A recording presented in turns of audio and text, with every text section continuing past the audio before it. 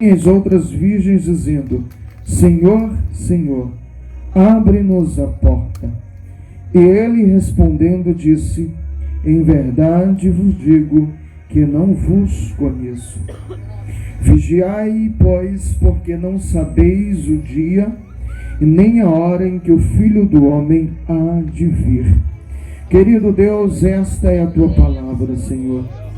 E nós estamos diante desta tribuna apenas como servo, apenas como mordomo, apenas como um pregoeiro, Senhor, desta mensagem. Tu sabes, Senhor, as nossas lutas diárias e quantas vezes o cansaço toma conta do nosso corpo, mas o espírito sempre está fortalecido. Nessa noite, Deus, eu creio que o Senhor há de fazer grandes coisas nesse lugar, porque quando essa igreja chegou a esse território, nós estávamos proclamando que o Senhor é o Senhor do bairro de São Francisco, o Senhor é o Senhor destas famílias, e eu ordeno agora em nome de Jesus, espíritos malignos, solte as famílias desse bairro agora em nome de Jesus.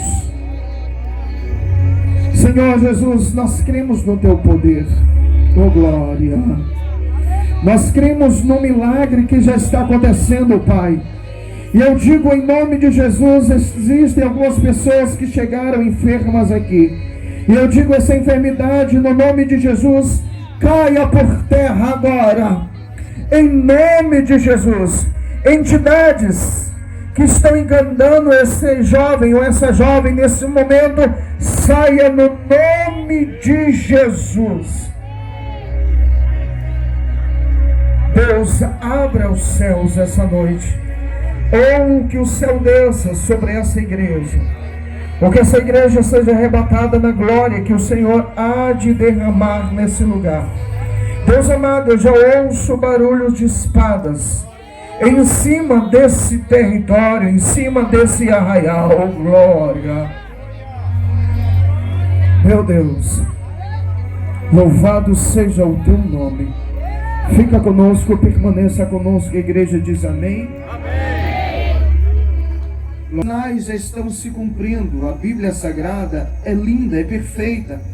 E a própria palavra diz que pode passar os céus e a terra, mas a palavra do Senhor jamais há de passar.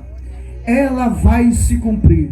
Ela se cumpriu desde Gênesis, quando foi profetizado que de uma mulher nasceria um, e esse um esmagaria a cabeça da serpente. No Novo Testamento se cumpre em Jesus Cristo de Nazaré, nascido de uma mulher, aleluia, nascido da irmã Maria. Se cumpre ali aquela mensagem. Portanto, eu quero trazer aos irmãos essa mensagem, e uma mensagem de arrependimento. A mensagem hoje diz: nós recebemos vitória só pelo fato de estarmos vivos, já é uma vitória. Mas a mensagem de hoje é uma mensagem sobre o arrependimento. E nessa passagem que nós lemos, o Senhor está alertando aquele que os seguia a respeito dos últimos dias.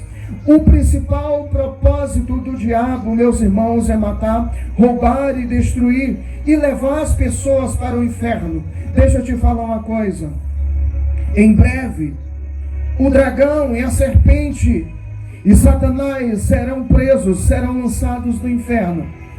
E quanto mais pessoas ele levar para lá, será melhor para ele. É por isso que a mensagem de hoje é uma mensagem de desafio para a sua alma. No capítulo 25, por exemplo, do livro que nós lemos, conta a respeito de 10 virgens, 5 loucas e 5 prudentes. Mas Jesus usa nessa parábola esse gênero textual para chegar aos ouvidos das pessoas que o acompanhavam de forma simples. E essa noite eu trarei uma mensagem de forma simples, mas bem direta aos nossos corações. Jesus usa então uma alegoria, e essa alegoria era uma alegoria dos judeus, uma alegoria do casamento judaico. Preste atenção para você não perder o fio da meada. O casamento judaico dividia-se pelo menos em 3 partes. A primeira parte do casamento judaico, no qual Jesus usou como plano ou como pano de fundo para trazer aqui, para esboçar sua mensagem, é o noivado. Preste atenção. Como se consistia esse noivado? Aleluia. O noivado se consistia da seguinte forma: o noivo ou o rapaz, ele se apaixonava pela moça, ele gostava da moça, porém ele ainda não podia tocá-la, claro, porque ela era noiva e não esposa ainda dele. E o que é que ele fazia? Esse moço, segundo os historiadores, ele ia até a casa da moça para pedi-la em casamento, ou glória.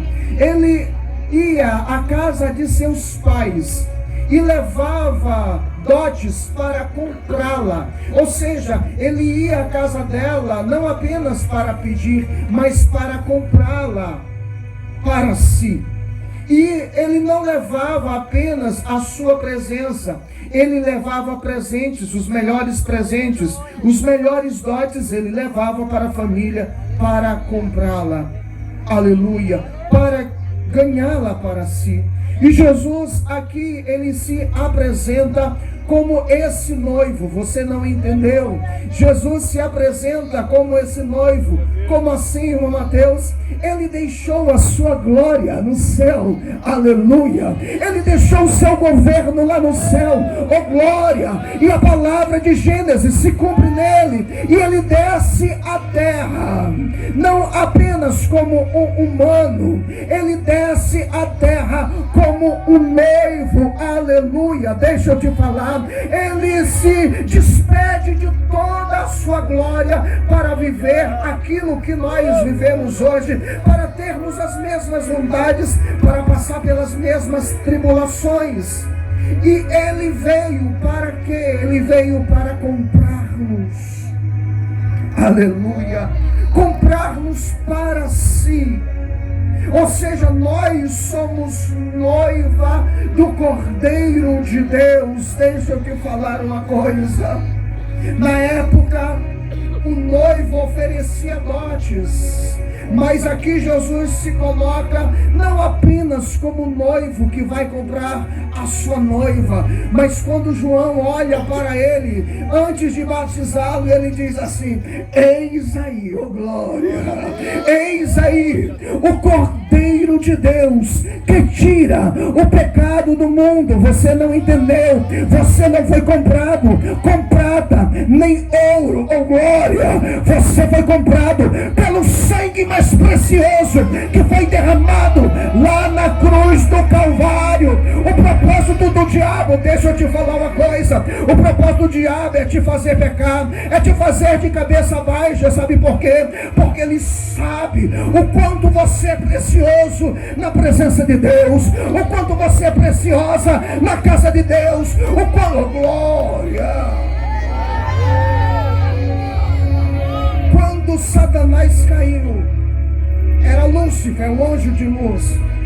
Quando ele caiu, nunca mais houve perdão para ele. E ele se tornou então Lúcifer, significa adversário. E sabe por quê? Ele tem raiva de você, ele tem inveja, porque talvez você chegou num culto como esse se arrastando, você chegou num culto como esse querendo desistir, você chegou num culto como esse cheio de pecado. Mas se você levantar suas mãos essa noite e dizer: Jesus, eu me arrependo, meu irmão, se você levantar suas mãos essa noite e dizer: Senhor, me perdoa pelos pecados que eu cometi, o Senhor olha lá do céu, te abraça novamente e diz: eu te comprei com o meu sangue. É por isso que Satanás tem raiva de você, é por isso que Satanás quer te ver fora da presença de Deus, porque uma vez ele caiu e nunca mais houve perdão para ele. Mas para você, quando você cai e mesmo assim com poucas forças que você tem, diz: Senhor, me perdoa. sobre a sua vida vem o bálsamo de Gileade, e é isso que Ele quer fazer com você, te perdoar e te levar para o céu. O propósito do Senhor não é que você vá para o inferno. Esse é o propósito de Satanás com seus demônios. O propósito do Senhor é te preparar, e no dia, ó glória, do arrebatamento, você subir para junto dele.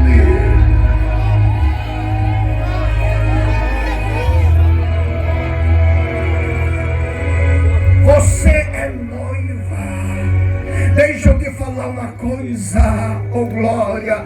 O Senhor já comprou a mim, o Senhor já comprou esta igreja aqui no Brasil com o seu mais precioso sangue. Deixa eu te falar, a palavra do Senhor diz que Ele foi levado como um cordeiro mudo ao matadouro. Por quê? Para cumprir a lei de Moisés. E que lei era essa? No Antigo Testamento, oh glória, todas as vezes que alguém pecava, levava então um animal, dependendo do tamanho do pecado, levava então um animal para ser sacrificado. Ele era degolado, o seu sangue aspergia sobre o altar, e assim a pessoa era perdoada pelos seus pecados. Mas no Novo Testamento, Jesus Cristo veio para quê? Para pagar os meus e os teus pecados. Nós não merecíamos,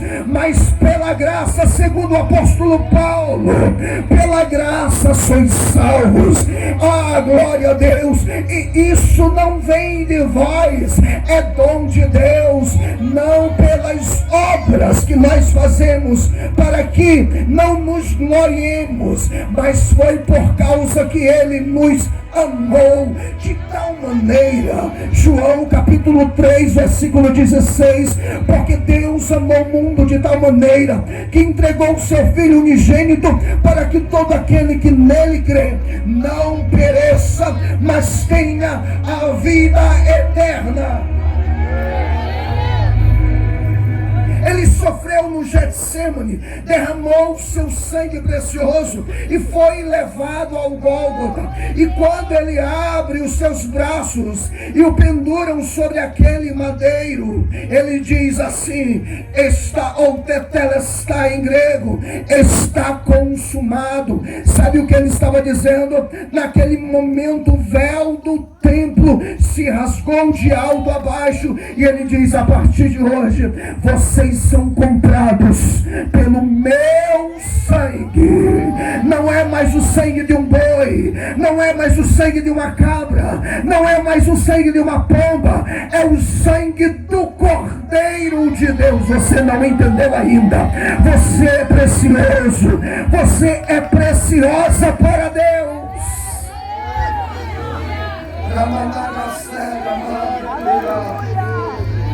Ele comprou você, Ele comprou a mim com o seu sangue precioso. Mas deixa eu te falar, eu estou falando para uma igreja comprada pelo sangue de Jesus, e o Senhor está me usando nesses dias para dizer: Ele não aceita prostituta, Ele quer noiva, e noiva não coabita com pecado, noiva não coabita com adultério, noiva não coabita com a pornografia, noiva não coabita com a prostituição. Oh, glória!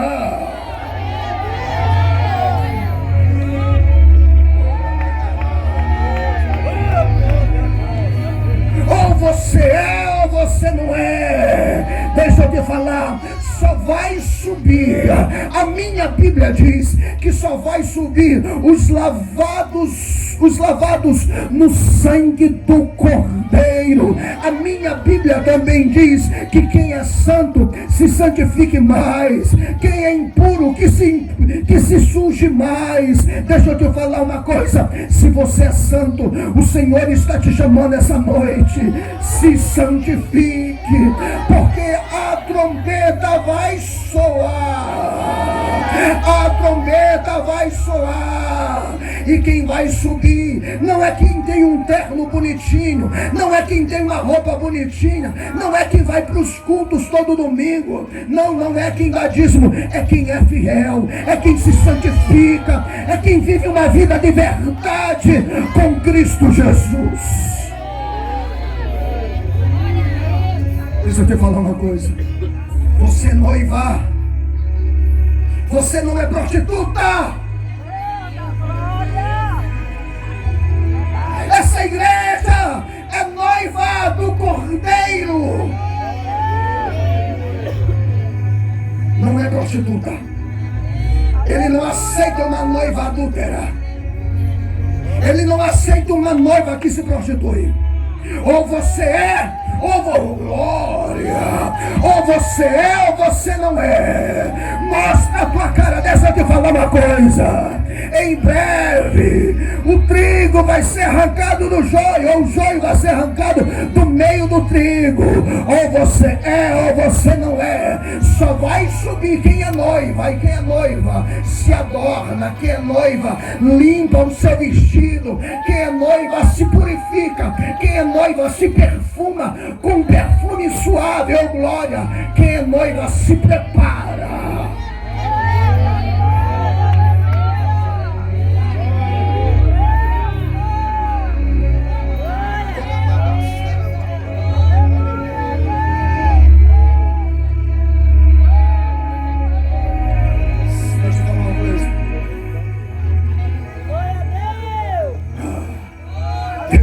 Ter piedade de quem está brincando de ser crente.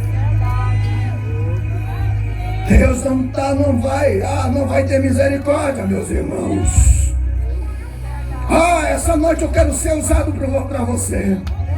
Quem tem ouvidos, ouça o que o Espírito diz às igrejas. Você noiva, então se vista como noiva. Ande como noiva, viva como noiva. Você não é prostituta.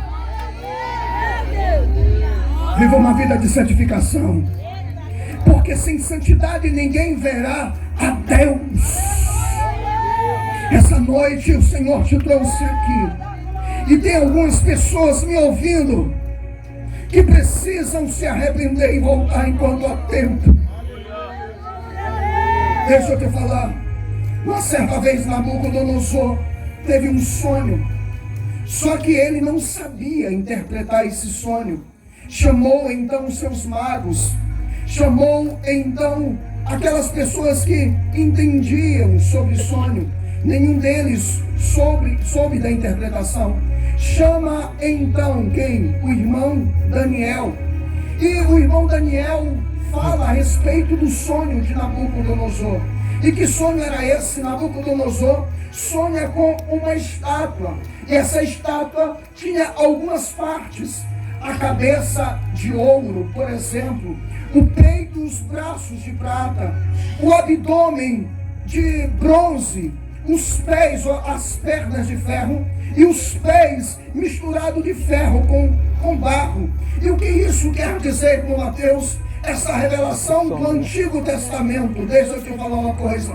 Tá doendo. Daniel falou, Nabucodonosor, esse teu sonho refere-se aos reinos que virão sobre ti. A cabeça de ouro. O que era a cabeça de ouro? Era o Império Babilônico. Depois da cabeça de ouro veio o peito e os braços de prata, que era o Império Medo-Persa. Presta atenção nisso aqui, porque isso aqui é muito importante para aquilo que eu vou falar. O seu ventre e a sua coxa eram de cobre, que foi o Império Grego. A sua coxa de ferro, que era o Império Romano. Os seus pés de barro. E o que isso significa, irmão Mateus? Já passou a cabeça, já passaram-se os braços, já passaram o abdômen, já passaram as pernas, que é uma cronologia da visão de Daniel. E onde é que nós estamos? Nos pés. Você não entendeu. Nós estamos na última fase que antecede o arrebatamento. Nós estamos na fase dos pés da estátua. O que tu queres dizer com isso? Os pés têm 10 dedos. São os 10 reinos ou os 10 governos do mundo.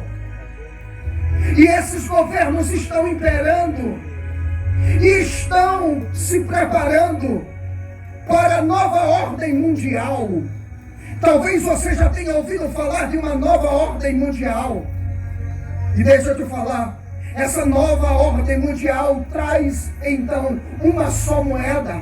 E vocês já ouviram o chip que está sendo implantado em alguns países da Europa. Eu soube alguns meses atrás que em São Paulo as pessoas estão implantando. Oh, meu irmão, não brinca não. Nós estamos na última fase dos pés. Em breve a igreja vai sair daqui. Daniel sonha e diz que uma pedra é arrancada, ou ele interpreta e diz que uma pedra é arrancada sem as mãos e destrói aquela estátua. Ele está dizendo que essa pedra vai destruir a estátua e vai se tornar um monte muito poderoso. Daniel, no Antigo Testamento, estava prevendo sobre a segunda vinda de Jesus. A primeira já aconteceu. A segunda será quando ele vier com a sua igreja e reinar sobre a terra, depois do arrebatamento. Essa pedra que é Jesus quebrará, destruirá todos os reinos e ele reinará para sempre. Não brinque não. Não brinque não. Se conserte hoje com Jesus. Volte hoje para Jesus. Não brinque não, porque eu vou já falar de Israel. Israel é um dos últimos sinais. Quando eu vi no dia 9 o ataque de Israel, eu vou falar isso aqui mais tarde, meu corpo se arrepiou. Eu disse, meu Deus, a tua palavra está se cumprindo. E a qualquer momento a trombeta vai soar. Glória a Deus, glória a Deus, aleluia. Deixa eu voltar para mim, introdução. A primeira parte é o noivado. A segunda parte é o compromisso. E que consiste esse compromisso? Esse compromisso consiste em: o noivo comprava a sua noiva e voltava para a casa de seu pai, para preparar ao lado do terreno da sua casa, lugar ou uma casa, para que quando eles se casassem, eles voltassem, eles fossem morar lá. Uma certa vez os discípulos de Jesus, eles estavam preocupados, porque Jesus ia ser assunto aos céus, e eles perguntaram: agora, Senhor, como é que nós ficaremos?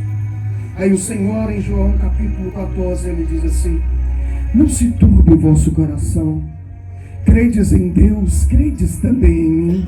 Na casa de meu pai há muitas moradas. Se não fosse assim, eu vou teria dito: eu vou, mas eu vou preparar lugar, oh glória, e voltarei outra vez e vos levarei.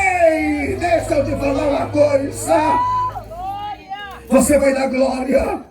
Essa segunda parte consistia também, quando o amigo saía de perto da sua noiva, ele pegava um dos seus melhores amigos e de vez em quando levava presentes para ela. Ia saber das suas informações, como é que ela estava. Oh glória, deixa eu te falar, Jesus foi, ele é esse noivo, mas não deixou a igreja sozinha. Ele foi, mas ele disse: eu irei, mas eu enviarei o outro Consolador, oh glória! E quem é esse outro Consolador? É o Espírito Santo de Deus. Só há Espírito Santo na terra por causa da igreja. Ai de nós se não fosse o Espírito Santo. Mas em breve, irmãos, em breve o Espírito Santo não vai mais estar aqui. Em breve o Espírito Santo levará essa igreja para o céu de glória. Em breve o Espírito Santo, esse outro Consolador, nos entregará nas mãos do nosso noivo. E nós cearemos com ele para sempre. Portanto, se prepare, ó igreja. E agora, depois desta parte introdutória, eu quero adentrar na mensagem, mas eu vou ser bem breve a respeito daquilo que eu vim falar essa noite também. Deixa eu te falar, antes da última fase deste casamento, desse ritual judaico, entra então aquilo que o Senhor chamou de preparação. Existiam 2 grupos de noivas, 5 prudentes e 5 loucas. As 5 prudentes tinham levado lamparina e tinham levado azeite, mas as 5 loucas levaram lamparinas, mas não levaram azeite. O que é que elas tinham em comum? Esses 2 grupos estavam no mesmo caminho, tinham a mesma lamparina. E o que é que elas não tinham em comum? 5 estavam preparadas e 5 não estavam preparadas, oh glória! 5 delas é aquele grupo que diz: Jesus não vai voltar agora não. 5 grupos é aquele grupo que diz: não tem nada a ver. 5 grupos é 5 pessoas, ou 5 daquele grupo é aquelas pessoas que dizem assim: quando Jesus estiver para voltar, eu volto para ele. Meus irmãos, está no caminho não significa ter azeite. Estar na igreja não significa estar preparado. Estar num cargo não significa estar preparado. Vestir roupa de crente não significa estar preparado. Jesus!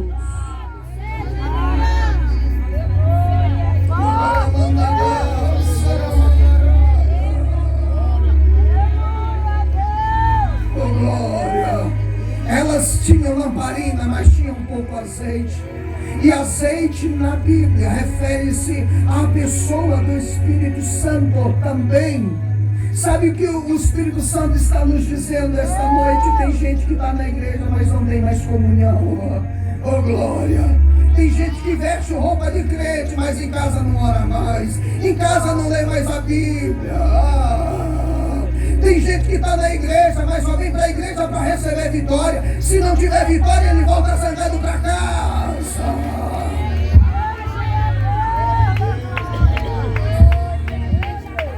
Tem gente na igreja que está na igreja, mas se não tiver oportunidade, não congrega mais. Se o irmão olhar com cara feia, ele não congrega mais. Deixa eu te falar, continue assim porque está bonitinho. É assim que Satanás gosta. Quanto mais você viver com essas atitudes, mais afundada ao inferno você está. Mas eu vim falar essa noite aqui também para você: ainda dá tempo de comprar azeite. Sabe por quê? Porque o anúncio era na meia-noite. Depois da meia-noite não tem mais jeito. E eu estou falando não numa cronologia de tempo nosso, mas uma cronologia de tempo celestial. Aquelas mulheres adormeceram, aquelas noivas adormeceram.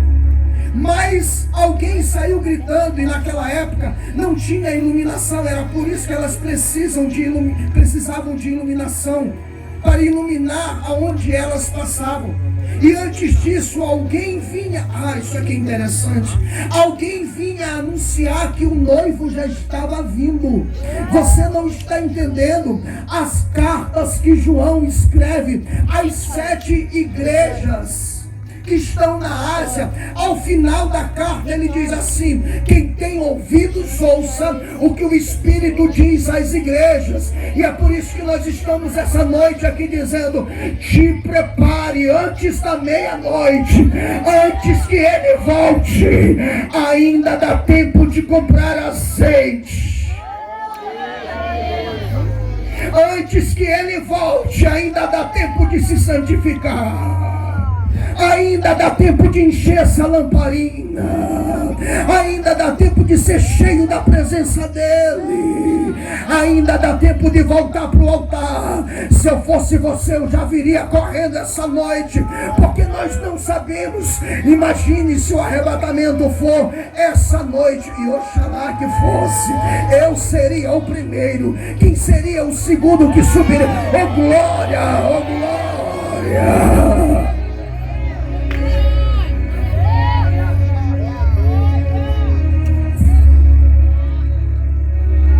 Antes da meia-noite, nós estamos anunciando que Jesus está voltando. Deixa eu te falar uma coisa. Mateus capítulo 24, a partir do versículo 4, fala assim: e Jesus respondendo disse: acautelai-vos, que ninguém vos engane, porque muitos virão em meu nome dizendo eu sou Cristo, e enganarão a muitos. E ouvirei de guerras e de rumores de guerras. Olhai, não vos assusteis, porque é mister que isso aconteça. Porquanto se levantará nação contra nação, reino contra reino. E haverá fomes e pestes e terremotos em vários lugares. Mas isso é apenas o princípio das dores. E esse princípio das dores aqui significa aquilo que prediz ou que vem antes da grande tribulação. Deixa eu te falar, 2018, período em que Nicolás Maduro está na presidência da Venezuela. A moeda foi tão desvalorizada que as pessoas, até hoje, na verdade, uma economia comunista e socialista, a moeda não vale naquele país. O que isso significa? Que as pessoas podem trabalhar o quanto precisarem, o quanto for preciso, mas elas nunca estarão abastadas. E o que significou para a Venezuela? Se você pegar os vídeos de alguns anos atrás, as pessoas estão nos lixões ou nos caminhões de lixos procurando comida para comer. A fome se alastrou sobre esta parte da América do Sul, próximo ao nosso país. Eu digo isso porque quando eu estava em São Luís, ao lado da minha casa, nós recebemos e eles disseram a crueldade daquele governo ditador para com eles, a ponto deles sofrerem, muitas pessoas, muitas crianças morrerem de fome. Mas o que isso significa, irmão Mateus? A Bíblia está dizendo que em muitos lugares teria fome. Em muitos lugares teria fome. Dia 31 de dezembro de 2019, a OMS, a Organização Mundial da Saúde, detecta uma pneumonia, uma pessoa com caso de pneumonia na cidade de Wuhan. E uma semana depois, no dia 7 de setembro de 2020, as autoridades chinesas afirmaram que haviam encontrado um novo vírus, ou um novo tipo de vírus. No dia 30 de janeiro, a Organização Mundial de Saúde declarou que havia um surto. E em 11 de março, a Organização Nacional das Nações Unidas e a OMS declaram um novo surto, uma nova pandemia. Olhe para cá. Você acha que você usou máscara por quê? Não apenas porque estávamos na pandemia. A Bíblia estava falando da pandemia. Sabe o que Jesus estava dizendo para o mundo? Se prepare. A pandemia que nós vivemos, que todos nós usamos máscaras, era um prelúdio daquilo que vai acontecer nos últimos tempos. Era Jesus dizendo: se prepare. preparem, eu estou voltando. O Senhor abalou os 4 cantos do mundo, dizendo: se preparem, porque eu estou voltando. Não brinquem, porque no dia 24 de fevereiro de 2022, a Rússia entra contra uma guerra contra a Ucrânia, uma guerra que se estende até hoje contra a Ucrânia. Rumores de guerra, nação se levantará contra nação. E você achando que a Bíblia é apenas uma história de carochinha. No dia 9 de outubro deste mês, o Hamas ataca Israel. E eu falei pequena notícia pelo jornal, o meu corpo estremeceu. Eu nunca, meus irmãos, eu nunca tinha visto um sinal tão poderoso sobre a volta de Cristo como o ataque de Hamas a Israel. E deixa eu te falar uma coisa, não vai ficar assim. Não vai ficar assim, porque Israel é a cidade escolhida de Deus. Em breve, meus irmãos, em breve Deus vai se levantar por Israel. Crianças foram mortas. Ou você acha que Deus vai deixar por acaso? Você acha que Deus vai deixar assim mesmo? Não. É Ele anunciando antes da meia-noite: se arrependam. Se arrependam, porque está próximo o arrebatamento da igreja. E a última parte é quando elas entram para as bodas, mas do lado de fora fica 5 que achou que aquilo era apenas uma brincadeira, que acharam que aquilo era apenas uma ilusão de pregadores tentando convencer a alma das pessoas, mas não é. Quando as portas se fecharem, 1 aos Coríntios capítulo 15, versículos 52, 51 e 52. Eis que vos digo o mistério: na verdade nem todos dormiremos, mas todos seremos transformados, num abrir e fechar de olhos, transformados.